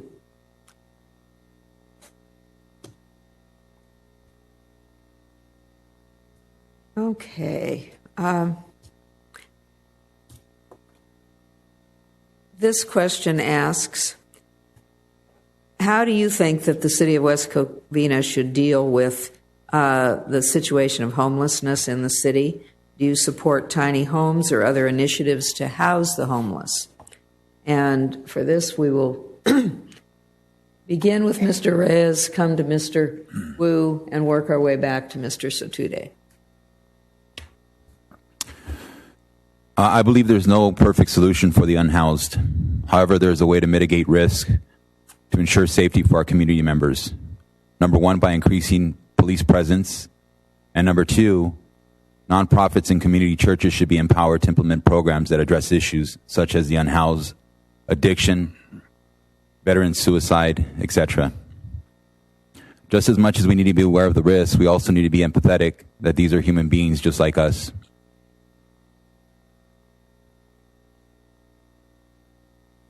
I've been listening to people in the community. A friend of mine who owns an auto detailing business in our area have noticed an increase in the number of unhoused. The same is true for our surrounding areas. Additionally, a client of ours was attacked while on a walk here in West Covina. It was shared with me by a resident that a West Covina police officer was present at a recent parent meeting and said that there was no plan in place to address the unhoused population. The city has budgeted only $5,000 for this issue. Meanwhile, we have $100,000 set aside for Palm View Preschool, which is not in operation. Makes you kind of wonder. Thank you. Mr. Wu? Okay, we already have a West Covina homeless initiative. Basically, we want to address these homeless. Okay, county cannot do it, state cannot do it, but West Covina want to do it. How we do it? We have basically 2 police officers is a whole team. And this year we contract, at $250,000, we hire LACADA, L-A-C-A-D-A. It's such a good agency. They basically come to the city with 2 full-time staff. With our 2 police officers, they're always on the street, try to do the community outreach, try to help all this homeless population with service, with medical attention, with love. So with that, this year, our record already showing from them, from LACADA, we already helped 50 homeless people off the street, graduate into the normalcy. And that's what we want to do. Currently, we have about 187 homeless population in West Covina. With this LACADA contract, right now is this. Where is the funding? We pay county, $60 million. We want some money back so we can help the homeless. But right now, we're doing pretty good. Mr. Sykes. Thank you. Homelessness is like us. A lot of people are homeless for different reasons. And we're going to have to put together a regional response. Doing it by ourselves is not going to solve it. Because as soon as one little town solves it, they push it over to someplace else and it goes right back to them. It just goes back and forth and back and forth. We have to get more comprehensive, a regional solution.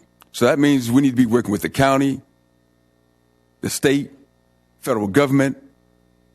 We're going to have to demand and speak to all these different agencies and learn how to work together to focus on what's going to be a permanent solution for the drug situation, the mental situation,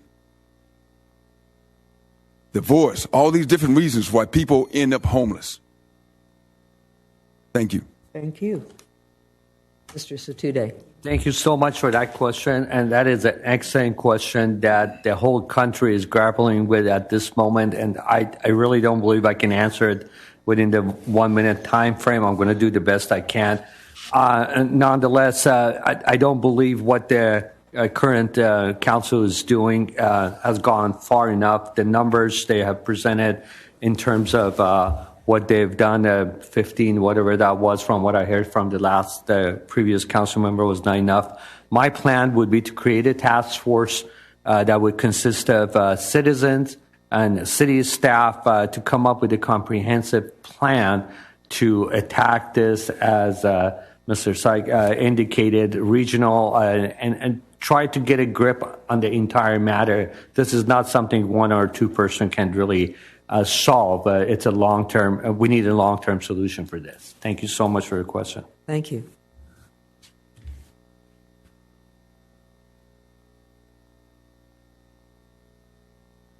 This person asks, recently, or in the last year, the City Council voted no confidence with the District Attorney of LA County, George Gascon.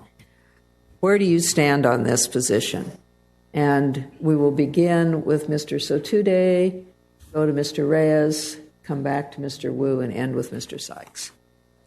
Again, thank you so much for the question. I'm sure everyone has been affected by his policies. I'm not in agreement with it personally myself, as I have been affected by crime personally several times. And I do agree with the vote of no confidence. Obviously, as we all know, the recall effort did not go through, but that doesn't mean that our city cannot do our part to do the best we can in terms of looking at different options to hold the criminals accountable. Whatever the options that might be, we need to discuss that among the council and other stakeholders to see what we could do at the city level so this doesn't happen to our city at a minimum. Thank you so much for the question. Thank you.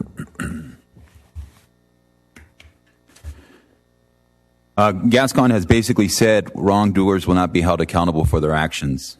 As a result, crime is skyrocketing and safety of the citizens is at stake. I believe you have to be hard on crime. If you break the law, you should be prosecuted to the highest extent.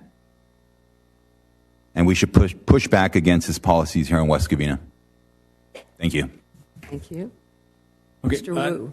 to deter the crime, criminal to commit a crime, the most important thing, two things. One is the punishment, another one is correction. And currently, based on Gascon policy, correction will be more important than the punishment. So meaning what?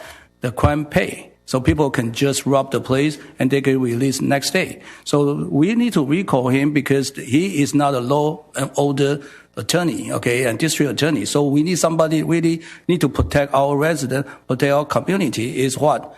Punishment deter the crime that will be committed. So people don't want to commit a crime because they know the consequence. Currently, you see, it's like roll the door. The people in, people out, they no bail, they're coming out again. And they commit a crime again to our neighborhood. So the thing is this. We need to have, hopefully people will vote for a strong law and order district attorney. Otherwise, the police arrest them and they get released right away. And what happened? The crime rate will go up. So hopefully we will have this issue and people understand vote is very important. Thank you. Okay, Mr. Sykes. First of all, these crime problems didn't start with Gascon. We voted. I didn't vote for it, but we live in a democracy, so the majority voted for this prison realignment. A lot of people got out of jail, out of prison, and now we're dealing with it. Also, we lowered what was classified as a felony. That doesn't help. We lose a lot more, and they don't get punished to the level that they should be punished. Now, to Gascon in person, I want reform. I want fairness and everywhere across the board. But when you go to extreme, where people should be in jail and they get out and they kill 2 police officers, that kind of stuff bothered me. And so I did sign a petition. But even though it failed, he did change. He's changing. Mm-hmm. So we know that has an impact. Thank you. Thank you. This person asks, this is a corollary to the last one, how do you feel about the talk of defunding police? And we'll begin with Mr. Reyes and work our way to Mr. Wu. I'm not in favor of defunding the police. I've spoken to quite a few families in the last month and a half about the importance of public safety. Local intersections are becoming increasingly noisy with loud vehicles burning out, not to mention the graffiti problem. On Halloween morning, my family and I had an extremely disturbing experience. Our parked SUV was totaled during a high-speed chase. To me, the presence of police is very important. According to my understanding, our police count has remained the same since 2016. How will you fix this? The first thing we need to do is analyze the budget and see where spending can be reduced. Schools, for instance, receive funding. Most of the funding goes to the highest paid positions. We need to make sure we're looking at things from all angles. Our public safety department are no exception. Our spending needs need to be monitored weekly. There are lead and lag measures. The lead measures are the actions of monitoring. The lag measures are the results of our monitoring. An LA County official that I know told me that the results of... You can finish your sentence. An LA County official that I know told me that the department saved more than $1 million per year by going paperless. This is what I mean, taking a fresh approach. Little things make a big difference. Thank you.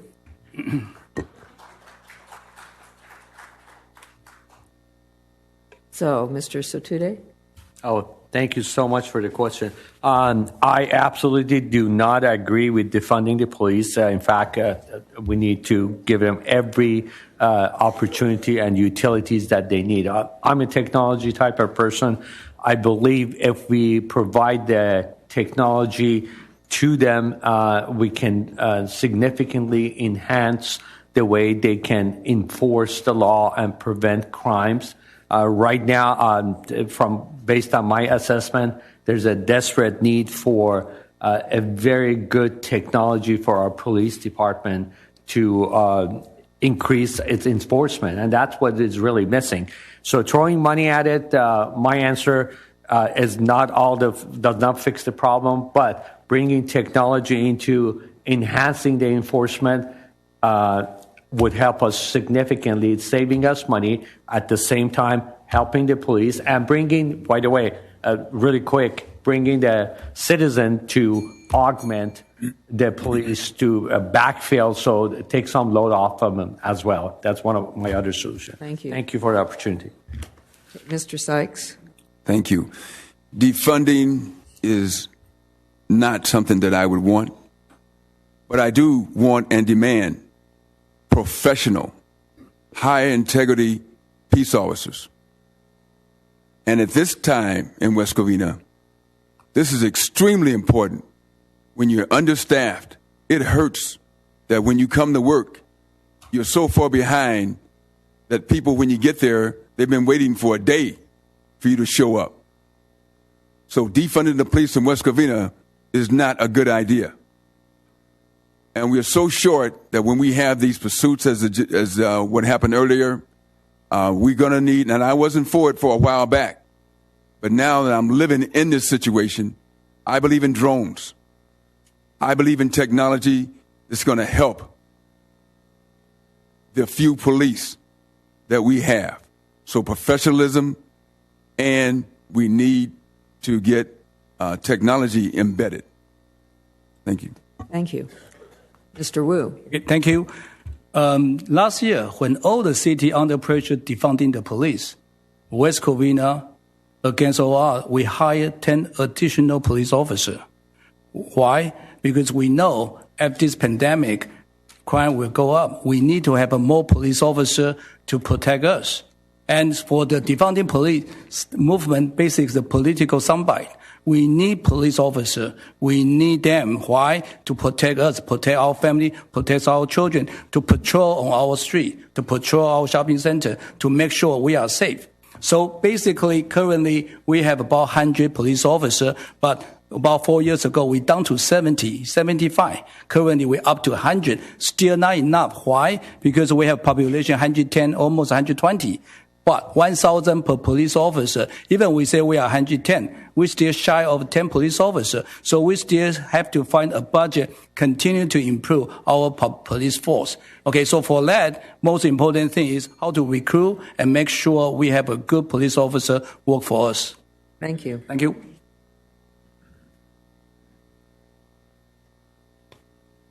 Okay, this person says code enforcement is expensive. How has code enforcement improved the city so far? And we will begin with Mr. Sotude, work our way to Mr. Wu, and end with Mr. Reyes. Thank you so much for the question again. So again, we can enhance our code enforcement with technology tools as well.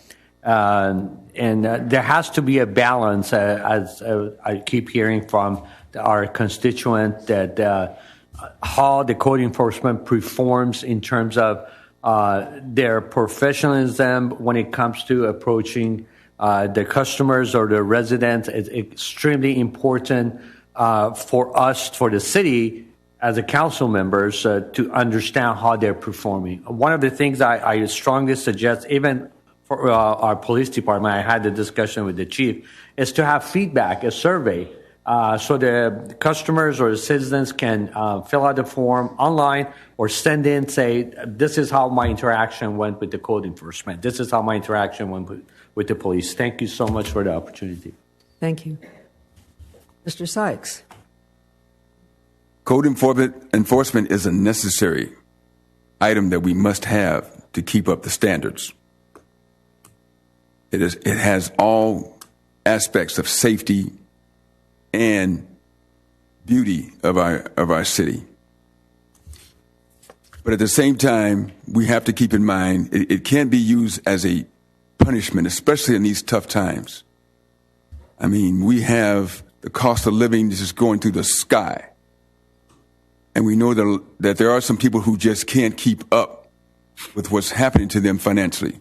So we have to think of them when we find out that someone is struggling and they need help. That's what the Lions did. We actually helped paint a person's home before. And we need to reach out to our community service groups and do that again in some cases, because I know some folks are suffering. And because I go Meals on Wheels, and I see some of these people with houses that need painting and fixed up. So we want to keep code enforcement, but we do want to be gentle about it and helpful as a community. Thank you. Mr. Wu. Okay, thank you. We set up the code enforcement department about 2 years ago because we know how important to have a code enforcement to beautify the city and to make our city safe. And code enforcement, currently we have a manager and about four full-time staff and a couple of part-time. And we have a 4 service district from 4 police service, and each one we equip 1 code enforcement work with our police. Code enforcement officer is not only to go to the resident, but they also driving around, check about the city flop, the park, the street. Okay, any issue, report to the city. We need somebody driving around all the time to see the problem of not only the resident, but also the city. We want to beautify, okay, make sure our city is safe, make sure our tree, make sure our overgrown, okay, vegetation will be trimmed. Code enforcement need to tell us that. So not only to go to resident beautify their home. If the home doesn't have the money, we already approved $25,000 zero interest loan program for the homeowner to help to improve their home. Thank you. Mr. Reyes. I am in favor of code enforcement, for common code violations. What I'm not in favor of, I believe the last city council meeting, I think Mr. Ogden had a concern where an elderly woman left her trash cans out, and she was fined. So if code enforcement is out there, I don't want to use the word predatory, but if they're out there looking to fine us citizens, that's something that I'm not in agreement with. Thank you.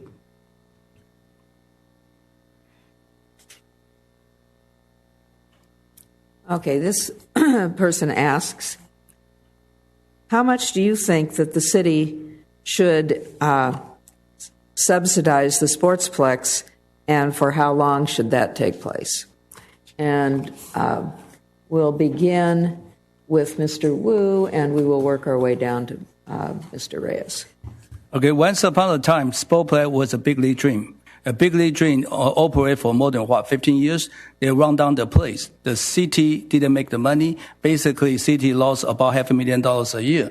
But the special interest get the pay, okay, at the scheme on the top. So for that, when they didn't pay us for 3 years, okay, and then we went to check, we took the property back. This is our city park. This is not private sector. Number 16 from the development agency program. Okay, for that we have this park for 6 baseball field, and we need to use the city power to let our residents can use this place rather than special interest, and then they make money. City do not make money at all. Currently, we're running a very good program. We have ESPN over there. We have a Spring Festival over there. And we have a lot of special program over there. We have a lot of training over there. I think now it has been fixed. It looks so pretty. We are basically balanced. I think it's going to bring glory to us. Thank you. Mr. Sykes.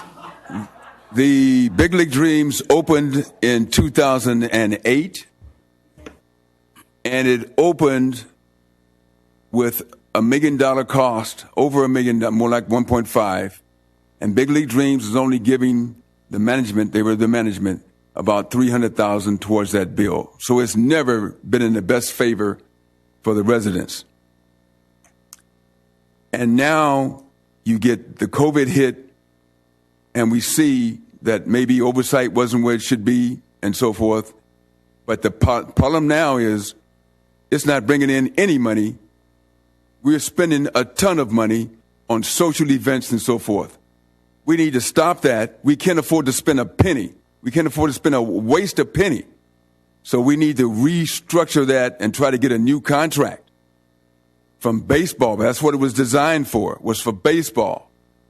And we need to get our city staff back to doing services for the residents. Thank you. Mr. Sotude. Thank you so much for the question.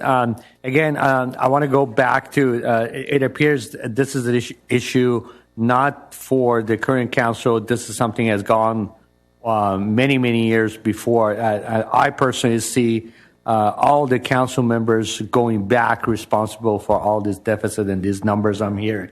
My position on this is if this was my business, if this is my home budget, I'm not going to run it like this, if it's running like this. And I'm not going to let it go 1 month, 2 months, 1 year, 2 year, 3 year, 4 years, 5 years.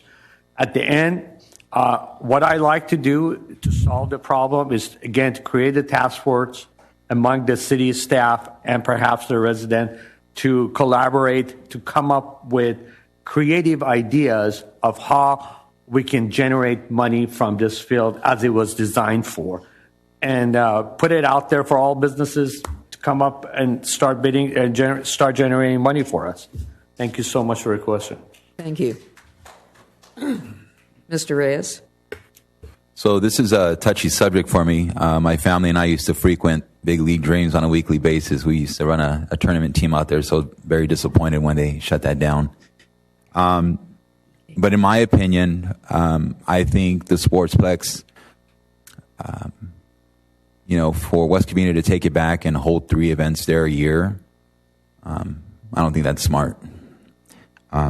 It's my opinion that the sports complex should be demolished and replaced with a fire station, a police station, and a city hall. This will improve accessibility on the south side of West Covina as well. Selling property is not something I advocate. However, our move to the sports complex will free up space that can be rezoned for other property we have available in our inventory. It's also been suggested that a hotel be built. A hotel. Who's going to come visit us?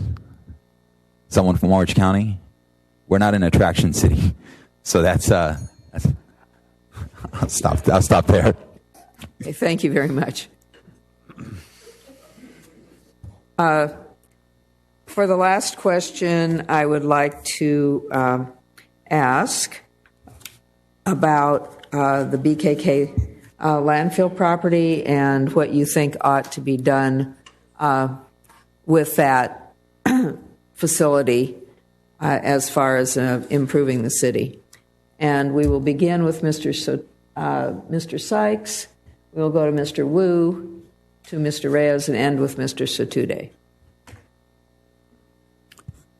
In 1984, people who lived near that dump were evacuated because it is that poisonous. So for someone to tell you it's just dirt, that is nonsense and dangerous. Nature is taking it back. And of course, we need scientists to monitor and see what happens. If scientists can approve perhaps solar or some other technology that can help us garner some funds while saving the environment, that's an idea that we can look at. But a hotel or anything that's going to have a powerful impact where things are digging deep into the dirt and moving water and everything around, that is just unbelievably dangerous. So BKK should not be messed with without scientists' approval. Thank you. Mr. Wu. In the beautiful city of West Covina, in the middle of our beautiful city, we have a dump. And this dump with us for so long. Okay, we don't deserve this dump. And they never fixed it. Supposedly they promised us they're going to build a tree, plant a tree, make it nice, like a natural hill. Where's the freaking tree? Well, it looks like a nature we can enjoy. Now we see nothing but a dump with a bunch of white tube sticking out, laughing at us. We need to beautify this place. We've been telling the DTSC control the toxic dump. We told them they need to keep their promise, but they say they still monitor the place. How can that be fair to us? Cross street, that dump, industrial dump, become Pacific Pond. They put a hotel, they put a golf course. How can we have something beautiful over there? Why? Are we second-class resident? We need something over there to be nice, to basically with tree, at least we can protect, make sure cap on the top. Nothing like this will help us. In the middle of the city with this gigantic monster, which we can see from far away, we need to fix it. We need to beautify this place. We need state to fix it. Thank you. Mr. Reyes.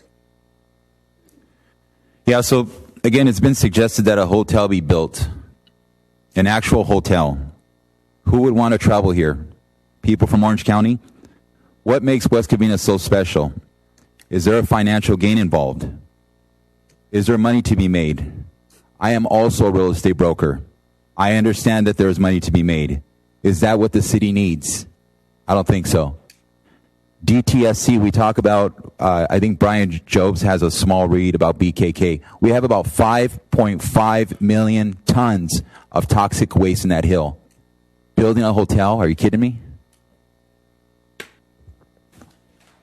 Thank you.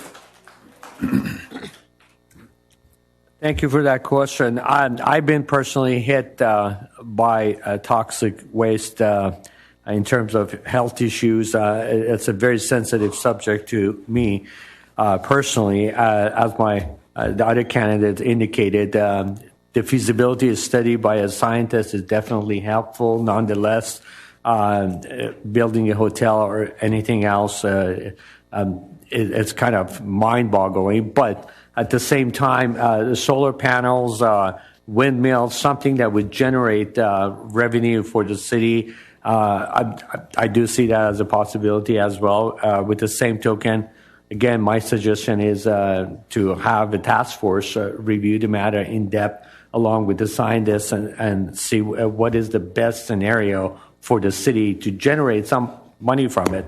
At the same time, it's a land that we need the money after all. Every penny it comes. Thank you for the question. Thank you. It is now a little bit after 9 o'clock, so it is time to do our closing statements. And as I said previously, the closing statements will be done in reverse order of the opening statements. And the candidates will have 2 minutes to give their statement. And one candidate said, "Why don't you let me know why I should vote for you?" So if you can zero in on that, we would appreciate it. So our closing statement, the first one comes from Mr. Tony Wu.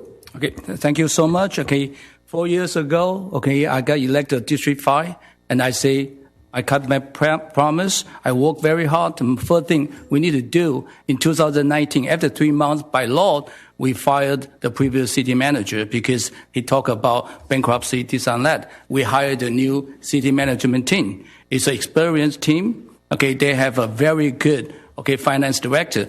Finance director is the most important, okay, and the staff that we must have because he or she is the person that fix our finance. And we got Robin Bird, such an excellent financial, okay, and finance director for us. And basically, she fixed our 20 years a bunch of mistake and created by them. So created by previous city manager and previous city council. And that's why we can become what today we have. We have this new team basically make our city financially strong. We currently in public record, so you can check the record, $25 million cash in the bank. You can check. No matter you believe or not, you're laughing or not. Okay, that is the truth. And we basically, our budget surplus. So the surplus, that's how we can hire more police, hire, our firefighter, improve our public safety. And that is what is today, what we have. And most important thing, you have to treat your union member with a fairness. Police and fire, that we have to give them what the fairness we can compete with any other city. And that's what we did. We currently have a 9 union member all work with us with 3 years of a contract. And they all came to the city council to thank us. Never, ever have something like this, that the city united together. So that is important for our staff, happily working for our city. You have to take care of your staff. Your happy staff, happy city, happy resident. Because what? The customer service is the most important thing. We need to take care of the staff and make sure our city. So vote for me, continue in the positive of our city to betterness for our future. Thank you. Thank you. Please. In 2006, I got an alarm, a wake-up call. And it was about what was happening in my community. Losing half the park in the most crowded part of the city was unacceptable. You need that space for your health. You need that space to meet, organize. And it was being taken away. So I came to City Hall, along with some other folks that are still here, the Messmans, Williams. We came in to find out what was going on.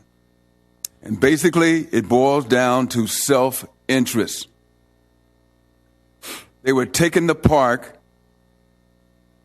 for their own personal benefit and for the benefit of the people who contribute to their campaigns. Folks, if people were doing the right thing, I wouldn't be here. I'm here because I know that if I can get my community to realize the truth about our situation and to get involved, we will be able to turn West Covina around. You must start with the truth. And all my neighbors who are going to Walnut and La Puente and other places to buy things, please think of what you can spend here first. Help your own city first. Get involved.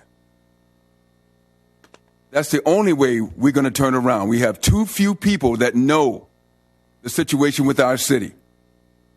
Too few people who do not know that when they drive out of their driveway, they're on streets that do not belong to them. We can do better than that. We have to come together. We all live here. Thank you. Thank you. Now we have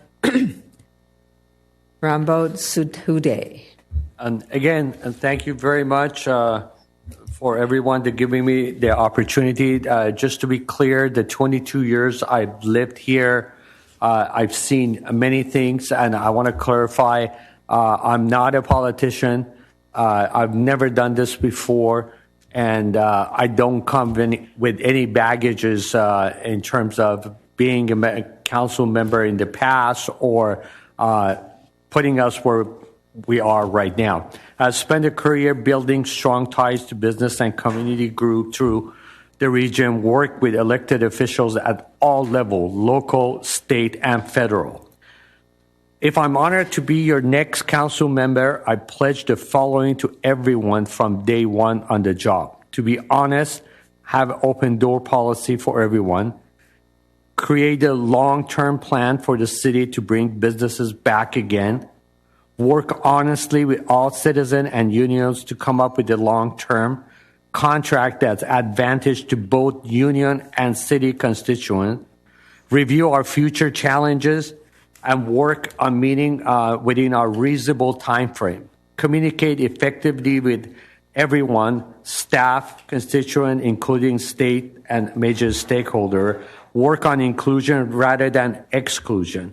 And I want to be clear, I'm pledging every penny earned from working on this council, I will donate that to an animal rescue. I would not be keeping a penny of it. It will be dedicated to them.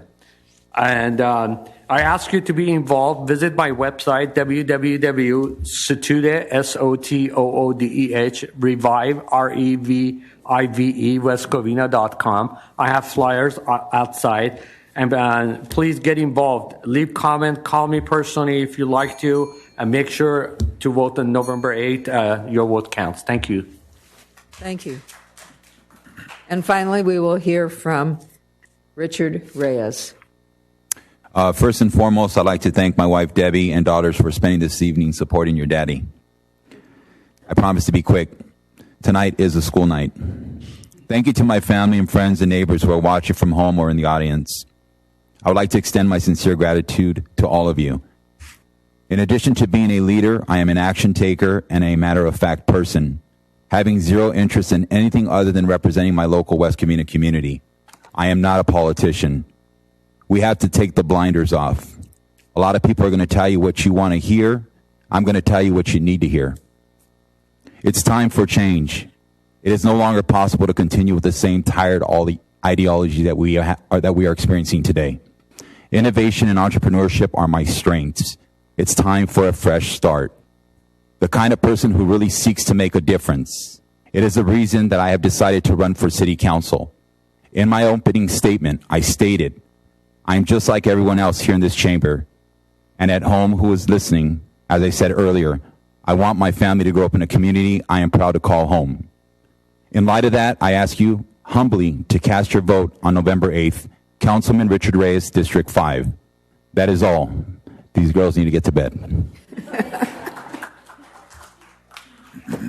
Thank you. And on behalf of the League of Women Voters of East San Gabriel Valley, I'd like to thank all of you for being here, for putting yourselves forward to try and make the city of West Covina a better place. And I'd like to encourage everyone in the audience here and at home to please remember to vote. Your ballots will be in your mailboxes in the next week. You have the opportunity to vote by mail ballot. It is already stamped. You can drop it in the mail if you would like. You can take it to the drop box. The drop boxes will open on Tuesday. And you can go to a vote center starting, I think, October 29th through the 8th if you like and prefer to vote in person. Or you can take your ballot there to drop it in a drop box at the polling place. The important thing is to learn more about your candidates and to make your own decisions. And I'd like to remind you that the League of Women Voters runs a website called votersedge.org. We have invited every one of these candidates to participate by posting information about themselves on the website. And they're definitely encouraged to link their own personal websites to Voters Edge. I think if you look at it, you will find that it's very attractive and very helpful. And there is information about all the state ballot measures in great detail on Voters Edge. You can start with the easy stuff and work your way through. If you need more information, just keep scrolling. And at the very end of that scrolling, there is information about how much money is being spent on advertising for the various ballot measures.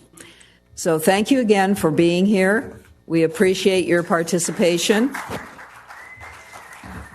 Appreciate it. Thank you so much. Great job. Thank you.